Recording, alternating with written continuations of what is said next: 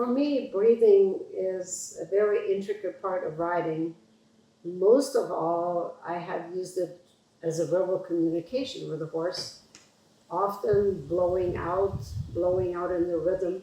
For example, if I want the horse to go from walk to trot, a quick blowing out of the air can give the horse a signal. It can be rhythmical, so I can also have a different signal to canter. It can also help in the downward transition with a longer exhalation.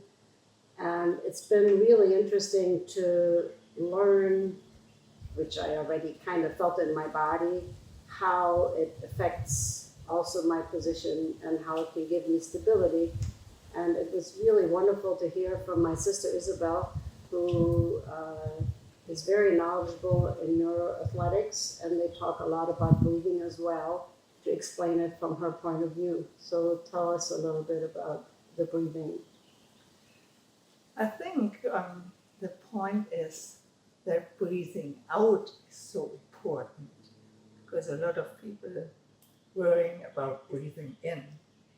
And you already detected that breathing out may be the key.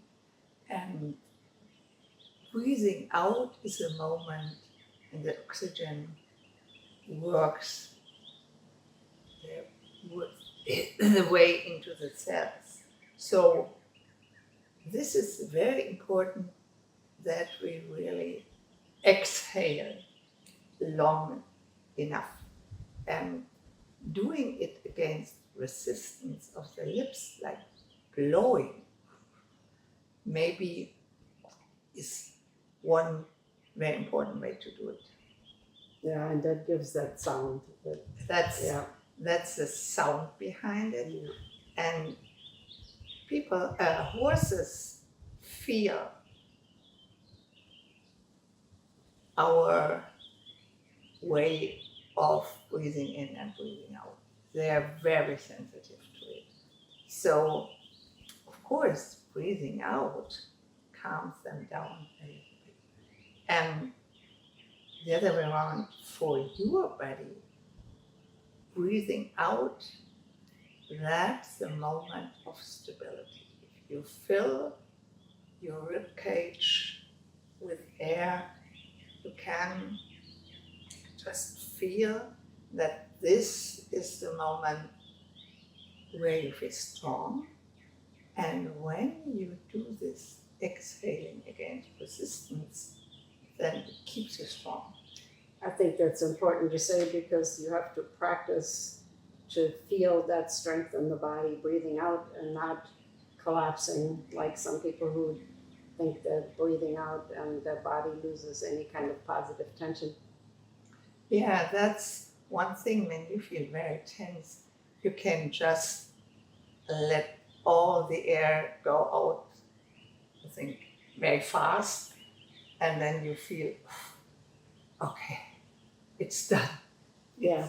But then it's, while you are doing it, you need a certain rhythm of breathing in and breathing out. And exhaling should always take longer than inhaling, like you said, in this practice. Do you have some practical advice you can give? I think, since breathing is the only internal system in the body you can put your finger on. You cannot, change your heart rate, or it's only the breathing you can work with. So it makes really sense to focus on the breathing. For example, I have nervous students sometimes, and I put my hands on the back of their ribs, and I allow them or help them to focus to breathe in the back of their ribs. And if I accompany them with that for just a little while, it's amazing how they calm down, because they learn to take the breath in deeper is maybe the wrong word. Instead of up here, they're breathing through the diaphragm and then into the back of the ribs. Something I use myself for calming, for example. For calming down. And I think you just picked out the really great idea, because we know that breathing against an external goal. So that means you feel where you have to Yeah. breathe. Yeah. Helps a lot to direct the air in your Yeah. body and to detect that you can do it. That you can, this is where I have to feel the air, this is where I have to feel. It should be, like you said, all around. And this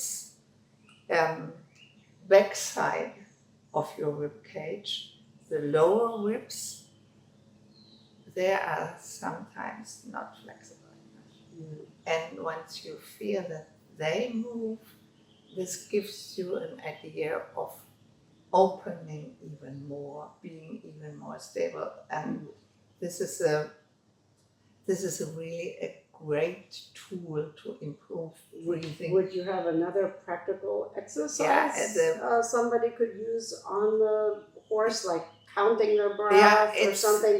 Well, where would you start? Where would you help somebody I think start? Start on the ground in daily life makes really sense idea. Because you cannot, when you are just excited and then you think, oh, I have to breathe, then it's too much. Practice it in your car. Yeah, practice in your car, practice at home, whenever, when you're not excited. Yeah. Because it's difficult enough. When you're too excited, reflexes take over. Yeah. And one thing you have to worry about is at least breathing in through the nose.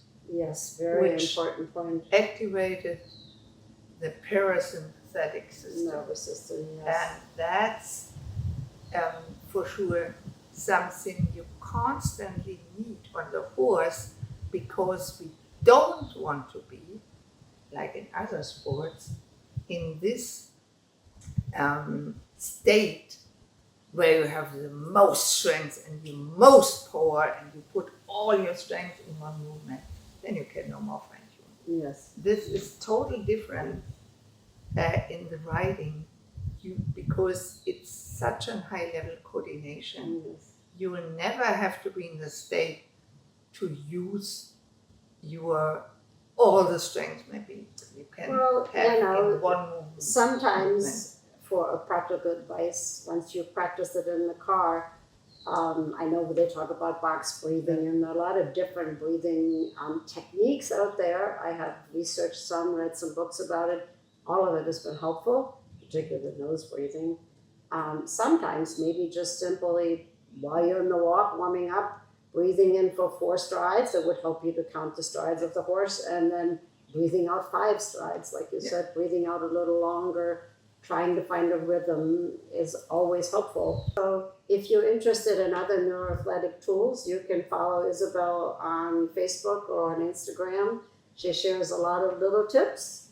And also our cousin Susanne von Dietze, she has this wonderful equichair class, and she had one particular session about the breathing, a lot about talking how to breathe into the diaphragm, which can be very mystical to most people, including myself at times. And also, how do you find the different areas in your body to help with your breath? So play with it. It's a really great tool, and it will help you in daily life to also stay calm.